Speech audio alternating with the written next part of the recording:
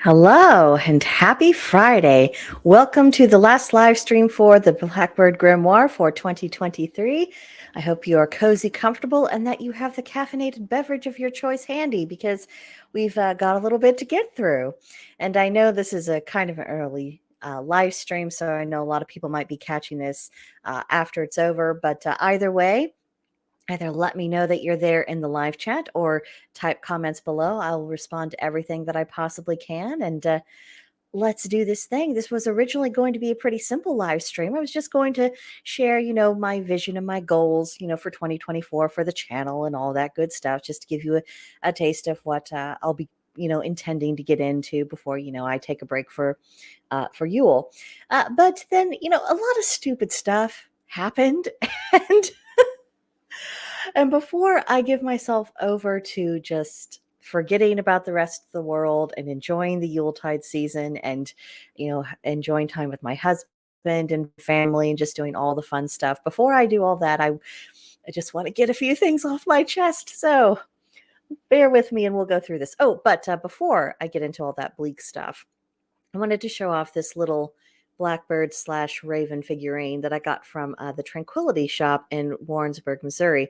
If you are ever passing through Warrensburg, Missouri, and if you go down Holden Street, you will find the Tranquility Shop, which is our local pagan shop. It is, the outside of it is painted a very vibrant violet, very reminiscent of the Crown Chakra, but it's also the store's, one of their brand colors. Very pretty, can't miss it. And she has all kinds of goodies. I've been collecting these little animal figurines for the past several years, and I've been wanting one that was more properly Blackbirdy, and it finally came home with me. Made of soapstone, has all kinds of different animals, including even dinosaurs, which were pretty cool. But my collection, it usually goes into my living room. Depending on what element and cardinal direction a particular little creature is aligned with, that's where I'll have it, and it's just creates this nice little circle of animal spirit protection, which I like to live with. But of course, this little dude will be going on my altar, as is fitting for Brigantia Blackbird. And, definitely check it out if you ever happen to be passing by. So, happy things done. Let's get on with the stupid stuff. Let's see. Okay. Let's get to the thing. Let me give that a little refresh. Not to worry. Oh, okay. My apologies. Real the sound for that was on. Not the infamous White House decorations that everyone is getting into a bit of a fight. Jill Biden's vision about the kind of a modernish Nutcracker theme, which I'm not against that in idea. I like the Nutcracker Suite. I think it's an integral part of the holiday season nowadays. I don't mind having a jazzy modern spin. As this type of band was pioneered in America. It's part of our own homegrown tradition. So I don't really mind that. And I grew up watching a lot of Broadway musicals. So, this should be kind of my jam. But I have two issues with this. The first issue is that the dance troupe, they're not just a dance troupe going to business, putting on shows. If that's what they were, there would be no problem with this. The trouble is that this is a dance troupe and how anti-white, anti-European descent, anything they are, and how they for one, anything that is actually American and anything outside of itself. So, quite frankly, I do consider that an ideology so toxic that it has no business being on our soil. And the people who adhere to it, as far as I'm concerned, they love citizenship. I'm fine with stripping their citizenship, but they've got to go. If you hit it out. Do have their political beliefs in general, but then also their extraordinarily racist views. I mean, people people have gone out of their way to stoke tensions that, quite frankly, had died down and were practically non existent. And now race and color and lack of color and blah, blah, blah. That's all anyone seems to want to talk about. And this has been extraordinarily detrimental. So I do not appreciate having people are at attention, pushing forward this very racialized, making it absolutely impossible for Americans to come together cohesively because the White House, that should be representative of something that Americans have in common. This is our shared history. This is, the seat of power that is supposed to mean something. That's supposed to speak to all of us. So that's my first objection to this little display. My second objection, it has everything to do with, it does seem a bit ostentatious, this whole display. And when people are struggling financially and you have such a large segment of the population, having very, very serious financial hardships, and that's just the reality of their life, and there's not going to be any kind of out of it anytime soon. This doesn't seem like the proper time to have the White House or anyone in the political field making a showy display of extravagance or wealth. I think what would have been more on point is if they had chosen a more naturalized look, because, the White House is always going to be done up in a way that's beyond most people's budgets. I'm not objecting to that intrinsically, because putting on a good show for what is a common cultural tradition, and which, to the irritation of Christians, it does transcend religious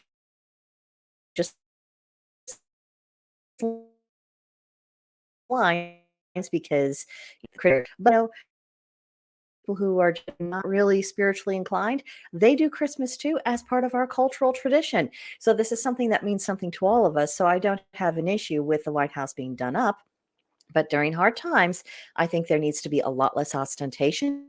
And I think there needs to be a lot more emphasis on naturalized trees. You can have all the pretty glowy lights, but maybe more kind of homespun type of decor, something that even people who are struggling might be able to have, going back to kind of the old fashioned traditions of, taking the pretty papers and making the chains of garland, having, they could have invited, a bunch of primary schools, to do up cute little ornaments. They could have done something that was very homey, very relatable, something that was more likely to connect with people, but instead they did a theatrical production that is a bit tacky. The people who said, "Oh, that reminds me of the Capitol in the Hunger Games." And I don't know if I would really go that far, but as far as having a bad tone, I can certainly see how people would make that connection in their minds. It just doesn't come off well. I just don't think that this is really the so that's issue number one. Now, if I can get my various doohickeys to cooperate, let's go on to my next little thing I would like to comment upon. Okay, are we showing up? And we are starting to show up. And of course, if you are watching, remember, I am able to see your comments if you're watching from YouTube or if you're watching from Rumble. So I'm making sure that I keep an eye on it this time. I failed in my last live stream to do that, and I apologize, but I'm keeping a careful eye. So if you have something to say or you have any observations, absolutely make yourself part of the conversation. So this next business, first, there was, this satanic display that was put up in the Iowa Capitol, I guess, or whatever. Let's see. Does it mention it? Yeah. Yeah. Satanic. I think they also generally have a nativity display if that's if I've been rightly informed. And so, of course, whenever you have, something that's overtly religious Christian, you will have the Satanic Temple or whoever else wanting to come in and create a ruckus because, they are in many ways trolls. They don't really believe in anything, but they sure do like getting under the skin of Christians. So, this is an expected thing. This is just kind of what they do. And because of just the way the laws are, and just the fact that you can't be having these overtly religious displays and then saying no one else's religion is welcome or lack of religion is welcome. So you do get yourself into a bit of a knot when these things happen on public grounds and in civic buildings. And so one person, a Christian, decided he was just so outraged by this and he just wasn't going to put up with it that he decided that he was going to commit an act of vandalism. And he didn't just destroy the altar and the satanic display, he also decided to behead the statue. Now, I consider myself a traditionalist in many ways, and I'm certainly an American, and it just is not our custom to go around beheading things that we don't like. That's something that I would happily leave to the Islamic world, where they apparently still do that. Um, but we kind of left that behind in the Western world, and for good reason. We decided we were not going to be doing that sort of thing. And yeah, here's what I have found really disturbing in the commentary and a lot of people's reactions is how many people are actually defending the act of vandalism. Okay, you don't like it. That's fine. You are not required to like it. You're not, in fact, if anything, because you don't like it, you should be publicly criticizing their ideas and why you think they're incompatible and why, just you should be engaging in public discussion. That's how we do things here. But when you decide to make it physical, well, that opens the door to a lot of nastiness. Well, because then what is your defense when someone uh, destroys your nativity scene? Because you've already gone on public record saying that you're perfectly fine with this being destroyed. And what about if it was a Hindu shrine, or if it was, a pagan altar, or anything else, or any other religion that is outside of the Christian tradition? Are you going to go after, the Jews if they have a particular religious display at this time of year? Just how far are you willing to take this? Because the further you take this and the more you say, well, my religious feelings are so important that I am going to actively tear down and destroy everyone else's display because I think I have the right to impose my values onto them. Well, then I don't know how many more ingredients we need for a hot civil war in this country. I really don't. We are divided on race. We are divided on politics. We are divided on religion. All we need is just one little spark, and things don't just get interesting in this country, things get absolutely deadly. Now, call me crazy, but I just don't think that that's a particularly wise thing to do. And besides, as this whole display was set up as a deliberate provocation, by having such an extreme reaction, you are giving people you oppose exactly the kind of thing they wanted and were looking for. So, great. I'm sure you relieved your feelings. You lost your temper, you broke something, and now everyone's telling you what a good, observant Christian you are. Well done, you. Except you have violated our fundamental principle of freedom of religion. And that's not just freedom of religion for people of the Abrahamic traditions. That is freedom of religion for everyone, because unless a religion's goal is to overthrow the Constitution and the American way of life, then guess what? It can operate here, no matter how abhorrent you find their ideology otherwise. If they are not picking your pocket, if they are not breaking your leg, if they are not trying to overthrow the Constitution, then you have to put up with them, because they also have in turn the obligation to put up with you. And what also pisses me off about this is that it's so easy to avoid this entire scenario from ever taking place. This is a state capitol. This is a civic building. This is the government. There should be no religious displays of any kind.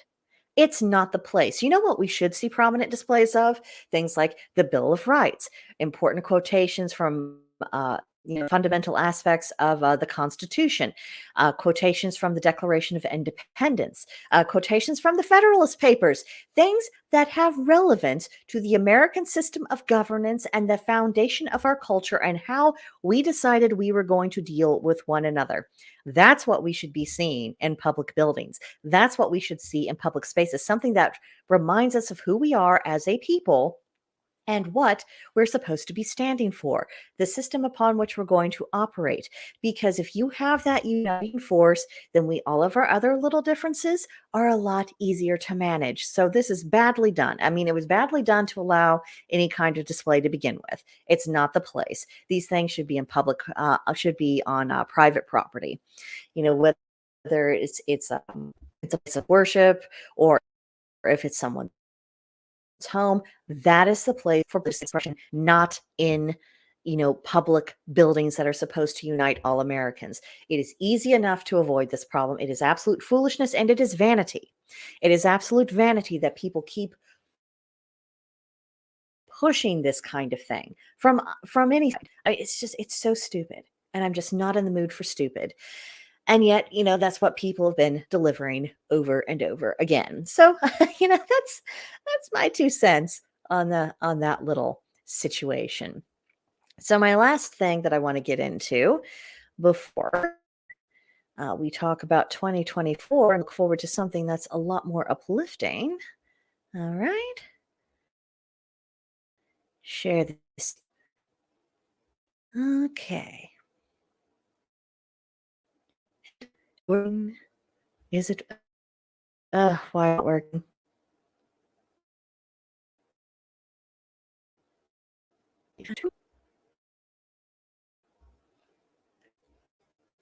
Let me see if I can get that to cooperate.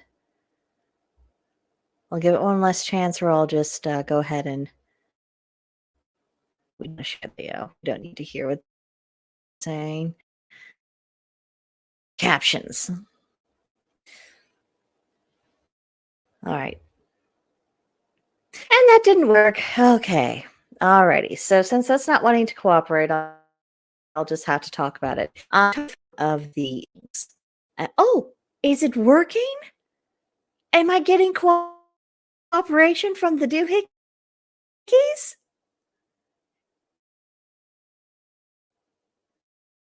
The computer out of its mind whether or not it feels like showing you this little video. You remember from last week there was this whole double income no kids, and closely related to the double income no kids with a dog. And they were making these videos about how great their life is, how financially free they are, how they get all this sleep and they can do whatever they want, and they can just have this no responsibilities existence, and isn't it great, and aren't they, isn't their lifestyle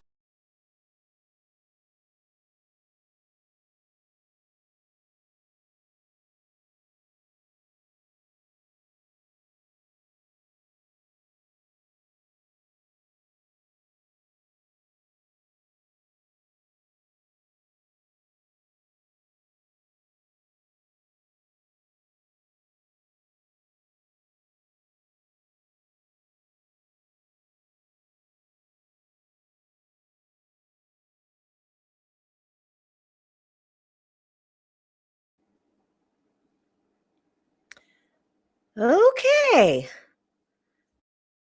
I think I am still here. Sorry about that. Not sure why that cut out. Not sure what happened there exactly. And not sure what the last thing you heard was. Let me know if you're still watching in the comments so I can kind of pick up where we left off if possible. Okay. Alrighty. So I was complaining about the dinks, the people who are glamorizing and romanticizing this intentional life without having a family. Now, there's all sorts of ways it's beyond their control. Namely, they just didn't work for them. That happens. That actually happens more commonly than we might think. And it's very, very sad. Sometimes people are not in a stable relationship. Children were young because I bring children into society. We're in between relationships, or if you were getting divorced and all these other things, you might end up. Honestly,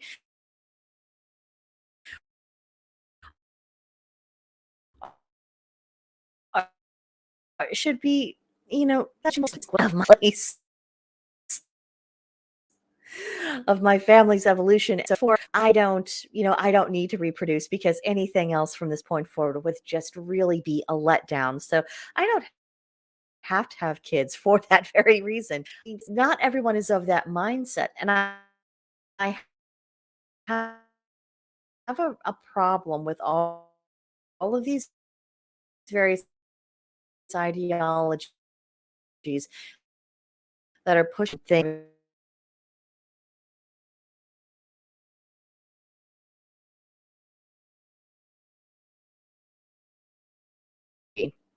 So many of the treatments have long-term permanent consequences, and those consequences involve, people not being able to have families of their own, and so you're quite young, and they haven't really thought about the long-term consequences of being childless throughout your entire life. Yourself and have to get just in the chair or go around or have to do anything that might not be totally and completely fun. I mean, this is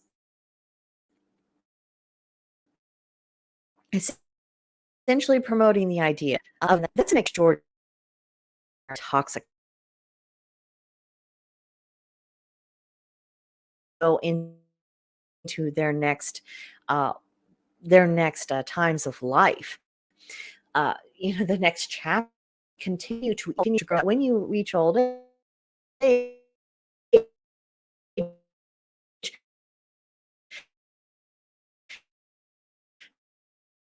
not not only have you lived a full life, not only have you done what you should by investing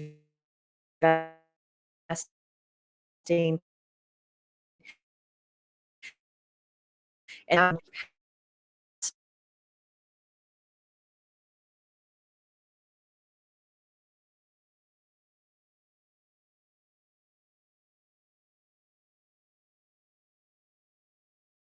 the dinks and the people who are sympathizing and justifying them, I think it is a massive cope. I think it's trying to make people who made very questionable choices feel better about themselves, and to think that, oh well, that it's okay if I don't do this because it isn't so glamorous. Well, it's always glamorous. It's all fun and games while you're still young, while you're still pretty. And ladies, I would like to really bring this up to you because we all know from the time we understand the lifestyle of women that we have a nature imposed clock. We there's a cutoff point for when we can get started with life. Now with men, as long as they can still do the thing, they can still theoretically produce children. But for women, it's not that simple. We need to do this earlier in life, and all the things discouraging us not to. Well, that leads to us having to. Everyone's telling me it's not. It's wrong and just mean and hateful, and it's not. I'm just saying it is not working and it's detrimental to society. People's own self, for that matter. Now, let me see if I can get the presentation for the 2024 goals for the Blackbird Grimoire up and going again. And I have to apologize for all the technical difficulties. I see the cameras and everything else, going in and out. I know that's super annoying. If you're watching, thank you so much for putting up with these technical difficulties and my very limited ability to address them and fix them. Okay, so get that up on screen. 2024, let's talk about goals, specifically goals for the channel, but a little bit more broadly, because we should all be thinking forward, because the next couple of days we're going to be swept away with the hustle and bustle of the holidays. So we need to already kind of be clear in our heads about what we're intending to do with ourselves next. So to begin with, I would encourage anyone who is setting goals right now to focus on the goals that you can accomplish under your own power. If it requires cooperation from other people or a lot of really lucky things happening, that's probably not going to be a very practical goal for you to pursue. Focus on what you are able to do yourself. It'll work out much better for you. And I would advise prioritizing aspirations that actually benefit your life, not just things that sound good if you tell them to other people. Do something that you think is actually going to help you or that objectively will be of benefit to you. And just as a little reminder to people, 2024 is going to be wild. And I think that anything we pursue, it must also serve the purpose of sustaining and enhancing your sanity and your ability to cope with stress and whatever might happen over the next year. Just saying. And also, in terms of advice, I would say I think it's better to enter 2024 with a sense of purpose. I think that vagueness is the enemy of accomplishment, because if you're just kind of, you know, in the primordial ooze and you don't have any shape and you don't have any particular solid ideas, it makes it much more difficult to do something specific because you might cut off your options.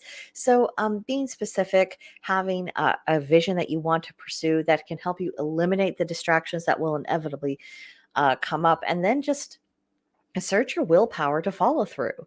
Stop making excuses for yourself. I mean, sometimes people say you need to show yourself a little bit more grace. And sometimes that's true. But sometimes when people say you need to show yourself grace, they're really saying you can make excuses and I'm going to validate those excuses for you so you don't have to feel bad. And you can help just pretend and sustain the illusion that you're still moving forward, but really you're just kind of wallowing in your excuses. So, yeah, I would say throw that out the window. You'll be all the better for it. Now, for the channel, the Blackbird Grimoire, every single day we're going to be continuing to have the daily forecast, which will have a greeting of the day's astrology, a tarot card of the day, a Celtic triad for a little bit of wisdom, and then the last slide will be random acts of paganism, little things to do or to think about that are pretty seasonally specific. It's not really random, but you know.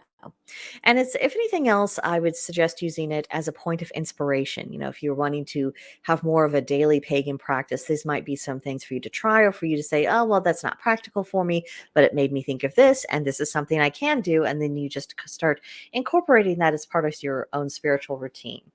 The reason why I think the daily forecast has value to you is because I think it is helpful for us to at least have one thing a day that helps us get grounded back into our spirituality, that gives us some perspective, and that helps us see that, whatever troubles or even whatever triumphs we experience in the here and now, that it's just a moment in time. And that we need to continue going back and nurturing our spiritual lives, further integrating that into our mundane act, a life course that we can sustain on call in order to help us just become better people and just get a lot more fulfillment out of life. So that's what I think the daily forecast helps people do, come back to that center that enables them to move forward in a good way. Next, on Mondays, I'm starting a series called Pagan Tales. This will focus upon deities, mythical beings, and pagan myths and stories that are very specific to the season at hand. And the hope is that it will help encourage people to better connect with the ebb and flow of the seasons, because pretty much all of pagan lore is very seasonally based. It's focused upon the natural progression of the agricultural year, what's going on in nature, how does this relate to our myths and stories, what do these things teach us, how can we use that in our daily lives. And it's a way to, especially if you're new, I think that's one of the easier ways to start leaning into building your own spiritual practice. And I think it's an opportunity for us to reflect more specifically and intentionally when we're considering the lore. It's not something that's just abstract, academic, intellectual. It's something of, this is what's going on in my world right now, and therefore I am finding the spiritual significance of it. So that's my general hope for Pagan Tales. Wednesdays, we are continuing on with the Havamal. It is verse by verse analysis that will continue out through 2024. It will finish up in, I think, February of 2025, if I'm remembering my notes correctly. So we've got a lot of verses to get through.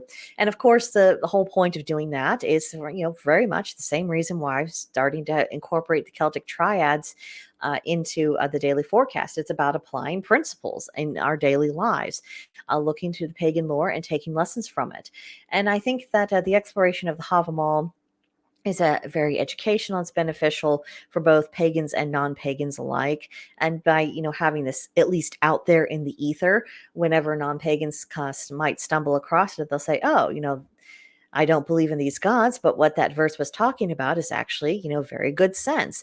And that's a beautiful thing about paganism that I think a lot of people don't realize. And what I think a lot of our educational work should really focus upon is this idea that you don't actually have to be part of our faith in order to gain benefit from some of our good ideas, and that we do have good ideas, and that those of us who are trying to bring those ideas back into the forefront of the world, we're not trying to threaten anyone else's belief system. We're not trying to tell people what to do. We're just saying, this is wisdom.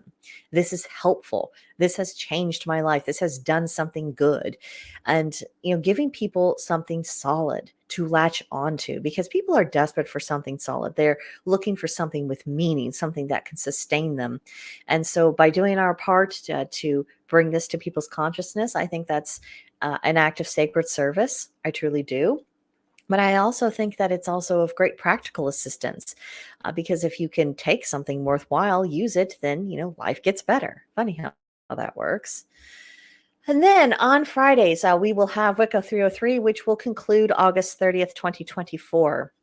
The topics for Wicca 303, if you haven't already tuned to the season, are monthly themes that are seasonal, what the role of a witch is, seasonal practices, things like that. The emphasis in the 303 has been on practical application and helping people, or at least encourage them to show initiative. So that if you are a student of Wicca or witchcraft or paganism in general, that you start constructing your practice, you start being someone who decides what you're going to do. And of course, at the end of this 3-year course, it will be complete. I set out at the beginning to do 3 years worth of lessons, weekly lessons, and that will be coming to its fruition. What will take its place on Fridays after that's done, I'm not sure. Haven't decided yet. When I do, I will let you know. That's what I'll be doing. Let's see. And then live streams. I do want to get back into the habit of doing weekly-ish live streams. Maybe the first of the month, talking about just monthly goodies information, what's happening locally in nature, seasonal celebrations, preparations, all the kind of the fun stuff. And, more of that. This is our next big thing that's coming up, and isn't it going to be great? That sort of thing, very upbeat and uplifting. Then maybe for the second week of the month, I want to do a series that I'm thinking of calling Witch Centricities, which will have everything to do with just the world of witchcraft, practical application, explorations, deeper questions, things of that sort. If you're a practitioner, if you have any interest of maybe coming on as a guest, just email me, let me know. We can discuss that a little bit and, see if, maybe we have some things to talk about and if we have some perspectives that would be interesting to people. So definitely don't be bashful. It doesn't have to just be me rambling on all the time. Then maybe on the third weeks of the month, Pagan Lens, I want to do a more in-depth current events commentary from a defined pagan. I'm really thinking that pagan philosophy could absolutely save the Western world and, possibly the world in general. And I am tired of us being dismissed and disrespected. I am tired of people just, calling us LARPers or fakers or wannabes and all of these other insulting things. I want to bring something that is thoughtful, and I want to show how, pagan principles that even for people who don't believe in our gods or who don't share our worldview, that they can still benefit from inherited pagan wisdom. So I want to bring that to the forefront. Then for the fourth week of the month, I'm wanting to possibly get into the analysis of the myths and legends associated with the Arthurian tales, because if you know, a lot of the earliest Arthurian tales actually go back to the Mabinogion, and which was Welsh centric. Well, the area that we now call Wales, that area of the world, that's where a lot of those stories seem to really take root.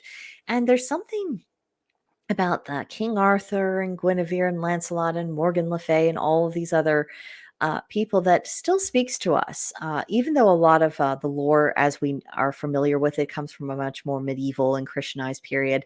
I want to see if maybe I can peel back some of the layers and see if we could, I don't know, maybe at least strive to get a little bit closer to what the original meanings might have been, or at least be able to take some meaning for it that's useful for us now. So that's that. I've got that on the burner. And then if there's a fifth, a week of the, Friday of the month, or if I just feel like talking about things, I want to do kind of a field guide of pagans and witches, which will be actually really targeting non-practitioners, non-pagans, non-witches. I want it to be informational. I want it to provide theological explanations, so that there's at least someone out there explaining with the intention of not explaining to students who are interested in paganism and witchcraft, but people who just want to know what the hell we're about and what we believe and what we do.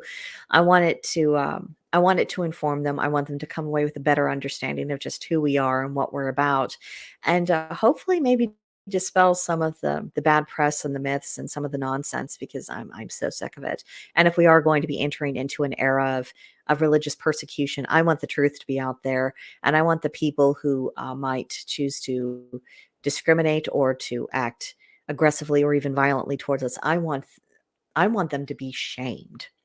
I want people to know, be able to find firsthand knowledge, firsthand examples that we are not the monsters they claim us to be. I want that out there. So there's that. And I turn it over to you now. What do you think your 2024 is going to be like? What are you actually going to be forging? What are you going to be doing that's under your own power? I mean, there's a lot of external events. There's a lot of factors we don't have control over, but we still have our own actions that we can determine. So that's the question that I'll leave you with today to contemplate. Again, thank you for sticking with me. My profound apologies for the earlier technical difficulties. Not much fun. And if you could hear some bangs and clangs in the background, I apologize for that as well. The neighbors appear to be active. And of course, this house, it was originally made for one household. It was never intended to be a dual dwelling. And when it was renovated, they did nothing for soundproofing. They did nothing to give the household any kind of buffer or any kind of privacy from each other, really. So if you're going into the landlord business, for one, stop making over houses that were intended to be for single families. The result always looks tacky. No, you're not going to be different. So just stop. That would be great, right there. And secondly, if you do insist on doing that, take some practical considerations. It's not just the state laws and regulations you're having to comply with. Just think about what it's going to mean for human beings to dwell in these spaces. They're going to need privacy from each other. There's going to need to be practical things like fire barriers to make things all around safer. Just take the human factor into more of an account so that you don't create a situation where people can't help but get into each other's business and get on each other's nerves. It just doesn't really promote it doesn't promote a good atmosphere for anybody. So there's food for thought, and that's my last thing I will leave you with. Have a fantastic day. Enjoy the full spectrum of Yuletide. I hope you have great fun with your family, your friends, your spouse, your children, all the good stuff. I hope all your traditions come out without a hitch. I hope the Mercury retrograde doesn't give you any upsets, with driving or communication or, recipes. I saw a post on Twitter the other day, talking about the Mercury retrograde. And I just kind of said, this probably isn't the year to try out new recipes for your family gatherings. I just don't think the stars are really aligned for that kind of experimentation. It's okay to stick with tried or true some years. Just don't create unnecessary difficulties. That's all I'm saying. But yeah, have a great one. I will see you in 2024. Bye, guys.